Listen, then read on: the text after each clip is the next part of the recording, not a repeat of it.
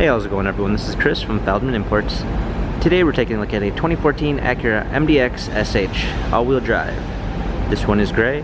Underneath the hood is a 3.5 V6 with 290 horsepower and 267 pounds of torque. 19-inch wheels. Black leather interior with a wood trim. Sunroof. Rear climate controls. Third row seating. MDX badging, power liftgate,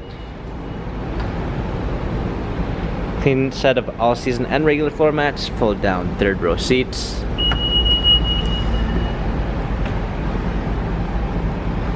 keyless entry, memory seats, power windows, power seats. Hopping in, we've got our steering wheel controls, paddle shifters for extra performance, a push start ignition, rear view backup camera,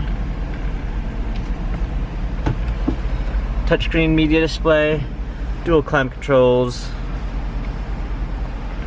navigation,